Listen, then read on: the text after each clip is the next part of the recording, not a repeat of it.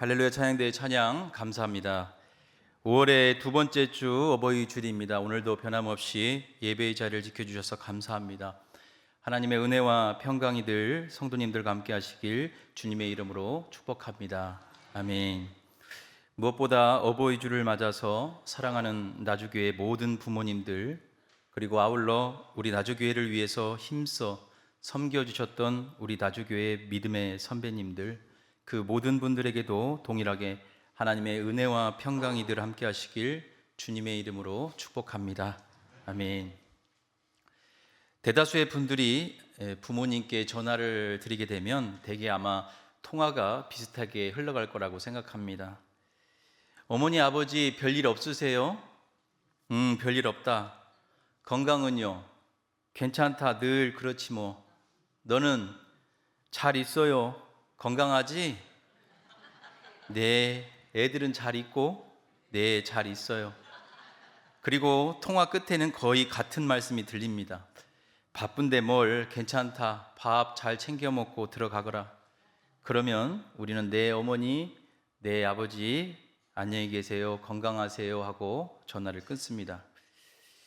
그런데 그 전화를 끊은 후 이런 마음이 일어납니다. 분명히 통화는 했는데 마음 한구석이 가볍지 않습니다. 그동안 효도라고 할 만한 일들을 하긴 했는데 어딘가 모르게 무엇인가 부족한 느낌이 남습니다.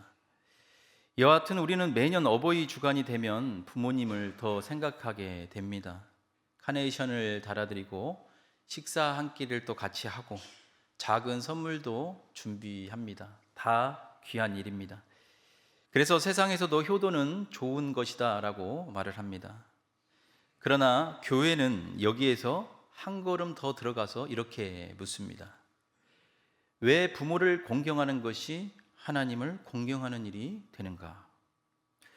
만약 이 질문에 대한 분명한 답을 가지지 못한다라고 한다면 방금 그 통화 후 느끼셨던 그 무거움이 어디서 오는지도 또 끝내 알지 못하게 될 겁니다. 그러나 더 무서운 것은 우리도 모르는 사이에 그 무거움을 덮어버릴 수도 있다는 사실입니다. 오늘 본문이 바로 그 이야기를 지금 다루고 있습니다. 오늘 본문 마가복음 7장의 상황을 보시게 되면 바리새인들과 서기관들이 예수님을 넘어뜨리려고 손 씻는 전통을 들고 와서 예수님께 시비를 걸고 있었습니다. 당신의 제자들은 왜 장로들의 전통대로 손을 씻지 않고 음식을 먹습니까? 그런데 예수님은 그 질문을 정면으로 뒤집으시면서 이사야 선지자의 말씀으로 그들을 외식하는 자들이라고 책망하시며 곧바로 부모 공경과 고르반 문제를 꺼내시게 됩니다. 여기서 우리는 한번 멈춰 생각해야 합니다. 왜 하필 부모 공경이었을까요? 손 씻는 정결법 문제로 시비를 거는 종교 지도자들에게 예수님은 살인이나 간음이나 우상 숭배 같은 더 큰 죄를 예로 드실 수도 있었을 텐데 왜 굳이 부모 공경을 꺼내신 이유가 무엇입니까? 그것은 부모를 어떻게 대하는가에 따라 그 사람의 진짜 신앙이 드러나기 때문입니다. 그래서 예수님은 전통이라는 그들의 외투를 한꺼풀 벗겨내시고 그 안에 있는 그들 신앙의 민낯을 드러내고 싶으셨던 겁니다.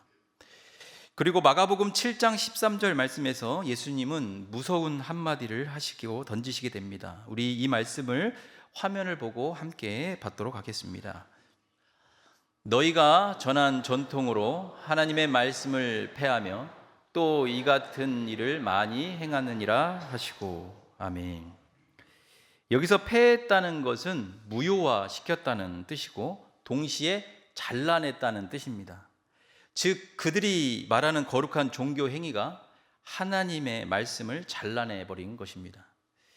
그래서 저는 오늘 예수님께서 종교 지도자들 앞에서 드러내신 그 부모 공경의 말씀을 이 세 가지 질문과 그 질문에 답을 달아가는 방식으로 말씀을 전해보도록 하겠습니다.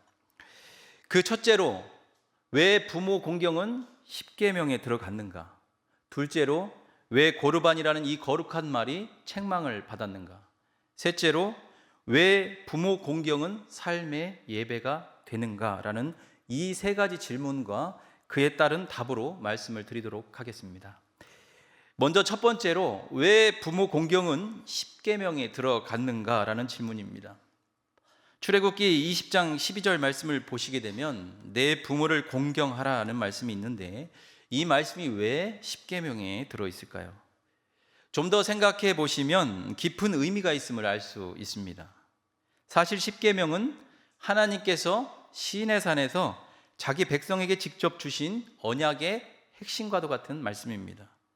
그래서 십계명 안에는 하나님 외에 다른 신을 두지 말라는 계명으로 시작하여 우상 숭배 금지가 있고 안식일 규정이 있고 살인, 간음, 도둑질 금지 조항들이 있습니다. 그런데 그 한가운데 가정윤리처럼 보이는 한 조항이 들어 있습니다. 바로 내 부모를 공경하라입니다. 그럼 왜 부모 공경이 십계명에 들어가야 했을까요? 그 답은 십계명의 구조를 통해 알 수 있습니다. 십계명의 1계명부터 4계명까지는 이 하나님과의 관계를 다룹니다. 다른 신을 두지 말라, 우상을 만들지 말라, 하나님의 이름을 망령되이 일컬지 말라, 안식일을 거룩히 지키라라는 대신 관계를 말씀합니다. 그리고 6계명에서 10계명까지는 이웃과의 관계를 다룹니다. 살인하지 말라, 간음하지 말라, 도둑질하지 말라, 거짓 증거하지 말라, 탐내지 말라는 이 대인 관계를 말씀합니다. 그렇다면 이 정확히 한가운데 곧 하나님 사랑과 이웃 사랑을 연결하는 곧 문의 경첩과도 그 같은 자리에 무엇이 놓여 있습니까? 바로 5계명인 내 부모를 공경하라입니다. 여러분, 이것은 결코 우연한 위치가 아닙니다. 하나님께서는 부모 공경의 자리에서 두 사랑이 만나도록 십계명을 친히 디자인하신 겁니다. 이처럼 부모 공경은 보이지 않는 하나님의 사랑이 인간관계에서 처음으로 형체를 가지는 자리이며 동시에 이웃 사랑이 가장 가까운 곳에서 시작되는 출발점의 자리가 됩니다. 그러므로 부모 공경이 무너지면 어떻게 될까요? 위로는 하나님에 대한 사랑이 추상적인 사랑이 되고 아래로는 이웃에 대한 사랑이 가식이 될 수밖에 없습니다.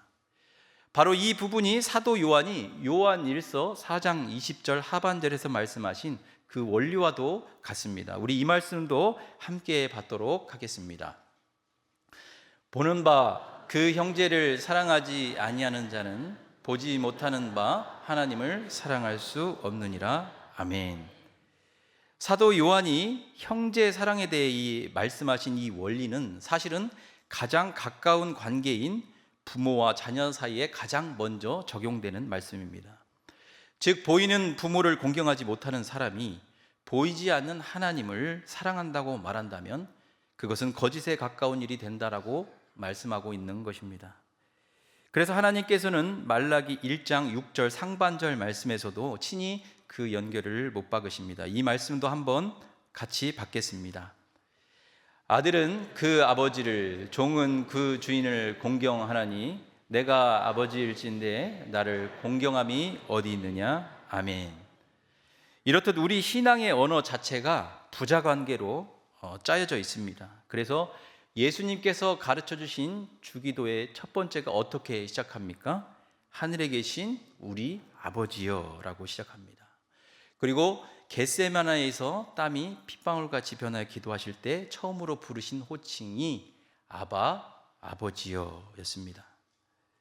그러나 이 관계를 무시하고 땅에서 자녀의 자리를 거부하는 사람은 하늘에서도 그 자녀의 자리를 누리기가 어렵습니다. 왜냐하면 부모 앞에서 감사를 잃은 입술은 하나님 앞에서도 감사를 잃기가 쉽고 부모님 앞에서 책임을 회피하는 그 손은 하나님의 앞에서도 책임을 회피하기 쉽기 때문입니다. 그러므로 부모 공경은 하나님 공경의 예행 연습이라고도 할 수 있고 하나님 공경은 부모 공경의 근원이 되는 것입니다. 이제 우리는 부모 공경의 본질을 다시 정의할 수가 있습니다. 사실 부모 공경은 부모의 기분을 맞춰드리는 단순한 아부가 아닙니다. 그렇다고 부모의 모든 말이 다 옳다고 인정하는 맹목적 복종도 아닙니다. 참된 부모 공경이란 하나님께서 내 생명을 부모라는 통로를 주셨음을 인정하고 그 질서 앞에 겸손히 서는 믿음의 태도입니다. 여러분, 이 자리에 계신 그 어떤 분도 자기 힘으로 스스로 태어난 사람은 한 사람도 없습니다. 또한 자기 의지로 내 부모를 내가 선택해서 태어난 사람도 없습니다. 즉 생명은 내 것이 아니라 하나님께 받은 것이며, 그리고 그 생명은 부모라는 관계를 통해서 내게 온 것입니다. 그러므로 부모를 공경한다는 것은 하나님께서 제 생명을 부모라는 은혜를 통해 제가 여기 서 있음을 인정합니다 라고 고백하는 신앙의 자세와도 같습니다. 그러나 이 자리에 계신 분 중에는 안타깝게도 부모님과의 관계가 단순치 않은 말 못할 분들이 분명히 계실 것입니다. 그 누구도 모르는 상처, 그 누구도 모르는 눈물이 있을 수도 있습니다. 심지어 학대와 방임을 경험한 분도 계실 수 있습니다. 그러나 그 아픔은 결코 가볍지 않습니다. 때문에 부모 공경의 방식은 상황에 따라 달라질 수도 있습니다. 그래서 아주 예외적인 경우에 부모와의 거리를 두는 것이 도리어 하나님께서 허락하신 상황일 수도 있습니다. 그러나 분명한 것은 그 거리 안에서도 부모를 위해 기도하는 자리, 부모를 향한 책임의 자리까지는 완전히 버리지 마시기 바랍니다. 왜냐하면 거기까지가 성경이 우리를 인도하는 최종 목적지이기 때문입니다. 그러나 한 가지 분명히 해둬야 할 균형도 있습니다. 부모 공경은 부모 숭배가 아닙니다. 부모의 죄를 죄가 아니라 말하는 것도 아니고 잘못된 요구에 무조건 끌려가라는 뜻도 아닙니다. 즉 하나님보다 부모를 높여서도 안 되지만 하나님이 세우신 그 부모의 자리를 함부로 여겨서도 안 된다는 것입니다. 그러므로 첫 번째 질문에 대한 답을 말씀드립니다. 부모 공경이 십계명에 들어간 이유는 그것이 하나님이 친히 세우신 그 질서를 인정하는 믿음이기 때문입니다.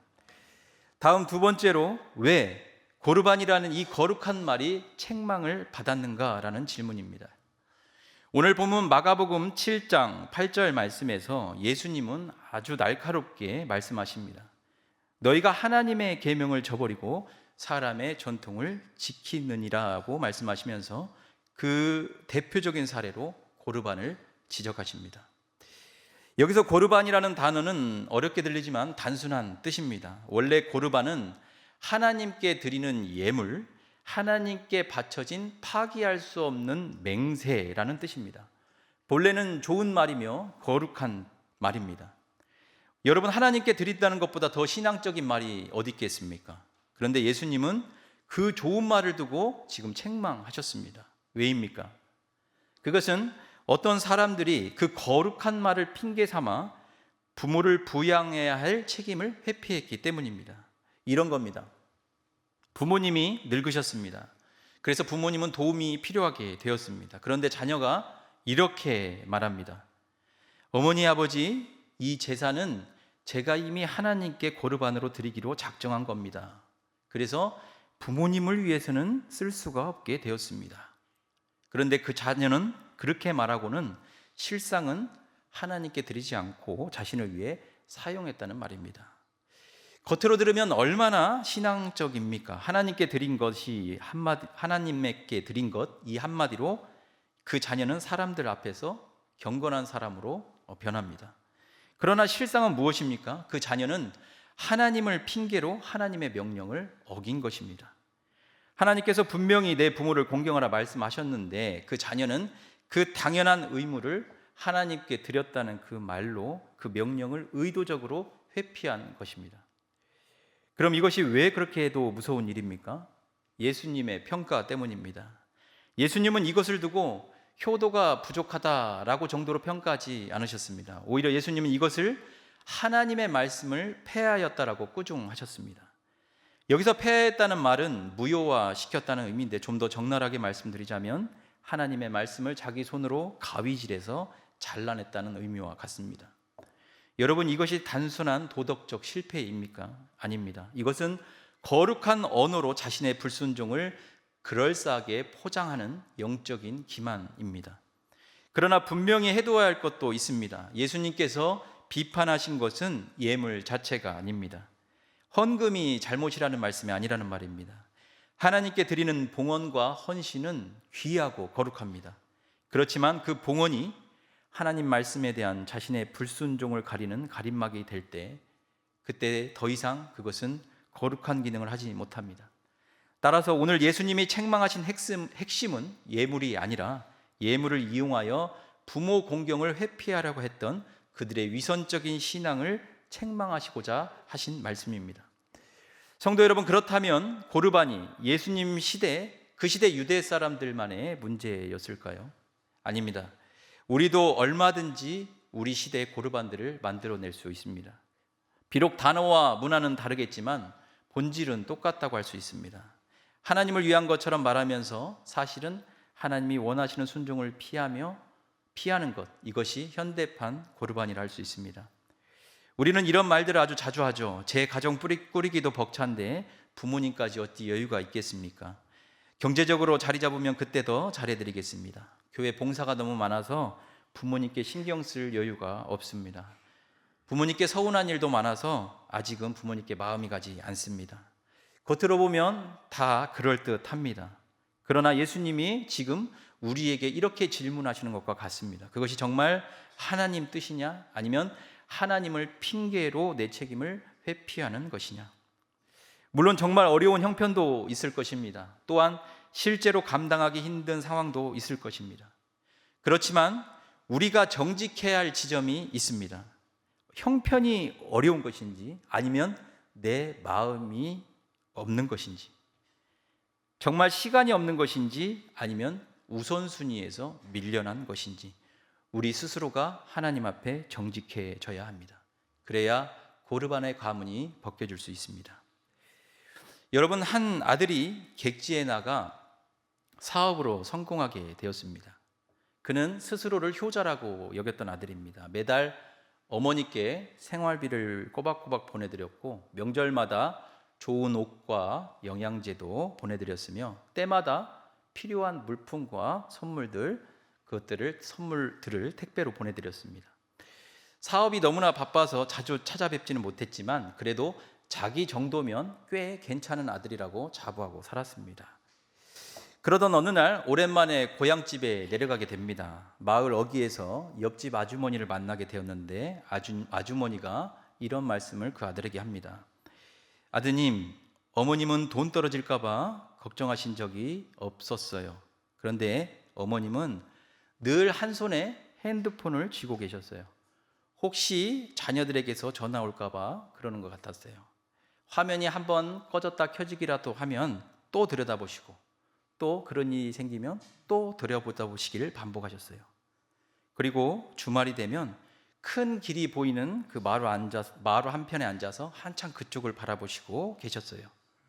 혹시 차 한 대라도 우리 집 쪽으로 오지 않을까 하시면서 바라보시는 게 어머니의 하루 일과셨네요. 그 말을 듣는 순간 아들의 마음이 무너졌습니다. 그리고 그 아들은 그제야 깨닫게 됩니다. 나는 돈과 선물은 보냈지만 진정한 공경은 보내지 못했구나. 어머니가 기다리신 것은 돈이 아니라 내 얼굴, 내 목소리, 내 시간이었구나라고 자신을 돌아보게 되었습니다. 성도 여러분, 여기 서 있는 저를 포함해서 우리는 종종 나는 할 만큼 했다라고 생각하기도 합니다. 물질도 보냈고 명절에도 갔고 가끔 연락도 했으니 됐다고 여길 때도 많습니다. 그러나 부모 공경은 내가 할 의무의 최소한을 채우고 할 도리를 다했다고 자부하는 일이 아닙니다. 그러므로 오늘 우리는 각자 정직하게 내 자신에게 물어보아야 합니다. 과연 내 삶의 고르반은 무엇인가? 내 고르반은 바쁨일 수 있습니다. 또는 경제적 계산일 수도 있습니다. 혹은 오래된 서운함일 수도 있고 이만하면 됐지라고 하는 자기 합리화일 수도 있습니다. 그러나 무엇이든 간에 거룩한 이름으로 포장된 그 책임 회피는 다 고르반일 수밖에 없습니다. 그러므로 이제 두 번째 질문에 대한 답이 분명해집니다. 거룩한 말이 책망받은 이유는 고르반이라는 그 거룩한 이름으로 부모 공경의 의무를 그럴싸하게 회피하였기 때문입니다. 그럼 마지막으로 왜 부모 공경은 삶의 예배가 되는가라는 그런 질문입니다. 여러분, 부모 공경이 왜 단순한 도덕이 아니라 삶의 예배가 되는 걸까요? 이 질문을 답하기 전에 우리는 잠시 한 장면의 앞에 서기 원합니다. 요한복음 19장을 보시게 되면 예수님께서는 십자가에 달리시게 됩니다. 인류의 죄가 그 한 분에게 다 쏟아지며 살이 찢기고 호흡이 끊어져 가는 그 자리입니다. 우주의 구원이 이루어지고 있는 가장 거룩한 순간입니다. 그런데 그 절체절명의 순간에 예수님께서는 무엇을 하셨습니까? 십자가 발치에 서 계신 어머니를 부탁하셨습니다. 여자여 보소서 아들이니이다. 보라 내 어머니라. 죽어가시면서도 그 호흡이 끊어져 가는 그 자리에서 예수님은 어떻습니까? 어머니를 잊지 않으셨습니다. 여러분, 그런데 만약 예수님이 십자가에서 어머니를 잊으셨다면 혹시라도 십자가 사역에 지장이 있으셨을까요? 전혀 문제없고 십자가 효력에도 변함이 없었을 것입니다. 그런데도 예수님은 십자가 사역과는 상관없이 기어이 그 정신없는 와중에도 어머니를 부탁하셨습니다. 왜겠습니까? 그것은 참된 하나님 공경이 어떤 모습인지를 친히 보여주시기 위함이셨습니다. 우리는 자주 이렇게 생각합니다. 큰 일을 이루기 위해서는 작은 일을 희생할 수 있다. 하나님 일을 위해서는 가족 일쯤은 미뤄둘 수 있다. 큰 사명 앞에서는 가까운 책임이 우선순위에서 밀려난다 등 생각들입니다. 그런데 예수님은 그 생각을 정면으로 뒤집으셨습니다. 가장 큰 사명을 감당하시는 그 자리에서 가장 가까운 책임을 끝까지 다하셨던 겁니다. 여기서 우리는 이 예수님의 가르침 위에 부모 공경이 왜 삶의 예배가 되는지를 보아야 합니다. 첫째, 부모 공경은 하나님 말씀에 대한 순종이기 때문입니다. 하나님이 명령하셨기에 순종하는 겁니다. 그래서 부모를 공경하는 그 순간 우리는 단지 그 부모님에게만 잘하는 것이 아니라 하나님, 제가 당신의 말씀을 귀히 여기겠습니다. 그리고 제가 이렇게 삽니다라고 고백하는 것과 같습니다. 둘째, 부모 공경은 하나님의 창조 질서를 인정하는 태도이기 때문입니다.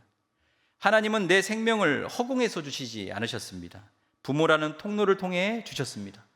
그러므로 부모를 향해 감사할 줄 아는 사람은 하나님께도 당연히 감사할 수밖에 없습니다. 셋째로, 부모 공경은 하나님 아버지의 마음을 닮아가는 사랑이기 때문입니다. 디모데전서 5장 4절 말씀입니다. 우리 이 말씀도 화면을 보고 함께 받으시겠습니다. 만일 어떤 과부에게 자녀나 손자들이 있거든 그들로 먼저 자기 집에서 효를 행하여 부모에게 보답하기를 배우게 하라. 이것이 하나님 앞에 받으실 만한 것이니라. 아멘. 자기 집에서 효를 행하는 것이 하나님 앞에 받으실 만한 것이다 라고 말씀하십니다. 이처럼 하나님께서는 추상적인 사랑을 기뻐하지 않으십니다. 오히려 하나님은 관계 속에서 책임 있게 나타나는 하나님 아버지의 마음을 닮은 그 사랑을 기뻐하시고 그것을 받으실 만하다라고 말씀하십니다.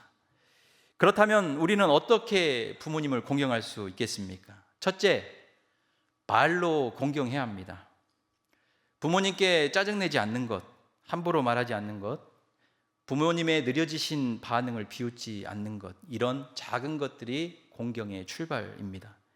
하나님을 찬양하던 우리 입술이 부모를 찌르는 입술이 되어서는 안 됩니다. 가정에서의 말투는 그 사람 영성의 실체를 가장 정직하게 드러내기 때문입니다. 둘째, 시간으로 공경해야 합니다. 여러분, 사랑은 시간을 먹고 자랍니다. 그러므로 정말 중요한 사람에게는 어떻습니까? 결국 시간이 들어가게 됩니다.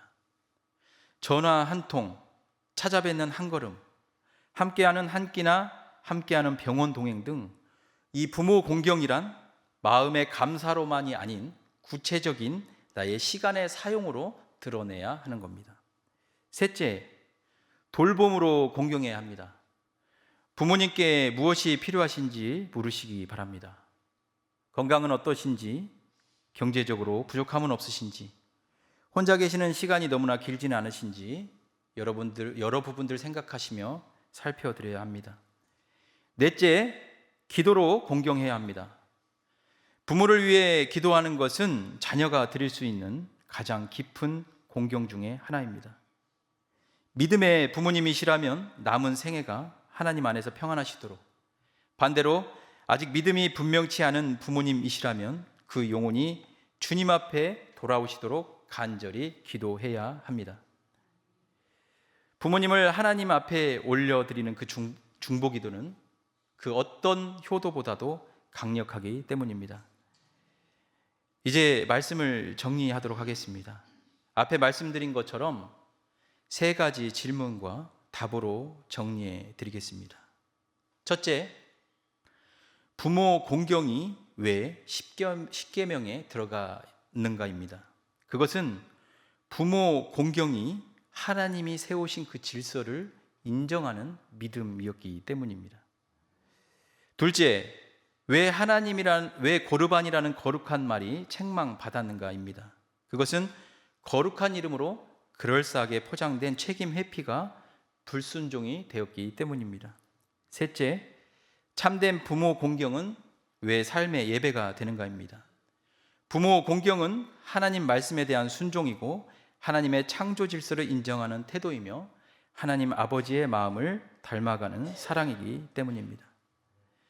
이제 저와 여러분 우리 모두 마음을 멈추고 우리 부모님의 얼굴을 한번 떠올려 보시기 바랍니다.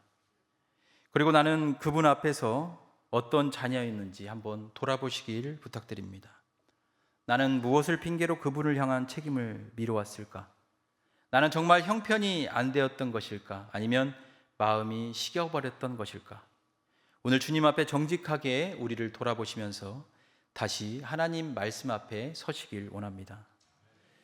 이번 한 주 아주 작은 것부터 시작하시면 됩니다. 오늘 저녁 전화 한 통일 수도 있습니다. 이번 주말 찾아뵙는 한 걸음일 수도 있고 오래 미뤄두었던 병원 동행일 수도 있습니다. 또한 무뚝뚝했던 그 말투를 부드럽게 바꾸는 작은 결단일 수도 있고, 혹은 아주 오랜만에 감사합니다 어머니, 죄송합니다 아버지, 이렇게 먼저 말씀드리는 용기일 수도 있습니다. 여러분, 이 작은 실천들은 결코 가볍지 않습니다. 왜냐하면 그것은 단순히 가정의 평화를 위한 일만이 아니라 하나님을 높이게 되는 삶의 예배가 되기 때문입니다. 이번 어버이 주간을 보내시면서 저와 여러분 그리고 우리 모두가 십자가 상에서도 어머니를 공경하셨던 예수님을 본받으셔서 우리들의 부모님을 공경하심으로 우리 하나님을 또한 참되게 공경하시는 복된 우리 나주교회 모든 성도님들이 다 되시기를 간절히 소망합니다. 함께 기도하시겠습니다. 우리의 참된 공경의 대상이 되시는 하나님 아버지, 오늘 어버이 주간에도 저희들을 말씀 앞에 세워주시니 감사합니다. 그동안 저희가 부모를 공경한다고 말은 하였으나 실제 삶에서는 무심했고 무례했고 책임을 미루었던 죄를 고백합니다. 주님, 저희의 입술의 신앙을 용서하여 주시고 하나님을 사랑한다고 말하면서 가장 가까운 자리에서 하나님의 말씀에 순종하지 못했던 그 연약함을 불쌍히 여겨 주시옵소서. 주님, 저희 안에 있는 고르반을 보길 원합니다. 바쁨이라는 고르반, 사역이라는 고르반, 경제적 계산이나 서운함과 상처라는 고르반, 자기 중심성이라는 고르반을 내려놓게 하여 주시옵소서. 하나님을 위한 것처럼 보이는 말로 하나님이 원하시는 순종을 피하지 않게 하시고 예배와 삶이 나누어지지 않도록 붙잡아 주시옵소서. 그리하여 부모님이 살아계신 성도님들에게는 지금부터라도 구체적으로 공경할 수 있는 마음과 지혜를 주옵소서. 말로 공경하게 하시고 시간으로 공경하게 하시고 필요와 채움 그리고 기도로 공경하게 하시옵소서. 연로하신 부모님들을 주님께서 붙들어 주시고 병약한 몸에 치유의 은혜를 주시며 외로운 마음에도 하늘의 평안을 더하여 주옵소서. 부모로 인해 깊은 상처를 가진 성도들도 기억하여 주시옵소서. 그 상처를 가볍게 여기지 않으시는 주님께서 그들의 마음을 친히 만져주셔서 미움과 절망이 영혼을 삼키지 않도록 은혜 베풀어 주시고 복음 안에서 조금씩 치유되고 하나님 앞에 마음이 새로워지도록 붙잡아 주시옵소서.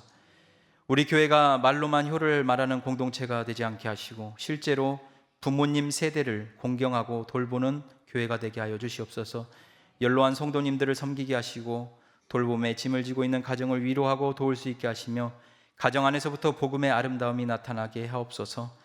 무엇보다 십자가 위에서도 어머니를 돌아보신 그 예수 그리스도를 바라보게 하시고 주님의 마음을 본받아 가까운 자리에서부터 우리들의 사랑을 실천하게 하옵소서. 오늘 들은 말씀이 한 주간의 감동으로만 끝나지 않게 하시고 실제 순종과 회개의 열매로 이어지게 하옵소서. 부모를 공경함으로 하나님을 공경하는 우리 모두의 삶이 되게 하여 주시옵소서. 특별히 안식년 중에 계신 담임 목사님을 위해 기도합니다. 그동안 몸 아끼지 않으시고 사역으로 고생하셨던 목사님을 위로하시고 회복시키시고자 하나님께서 친히 선물해 주신 귀한 기간이오니 약해지신 건강과 마음의 피로가 온전히 회복되는 기간이 되게 하셔서 돌아오실 때는 목사님과 사모님 모두 영육간의 온전한 회복과 강건함으로 돌아오시도록 어디에 계시든지 늘 붙들어 주시옵소서. 모든 것 감사드리며 우리 부모 공경의 본보기가 되시는 우리 주 예수 그리스도의 이름으로 기도하옵나이다. 아멘.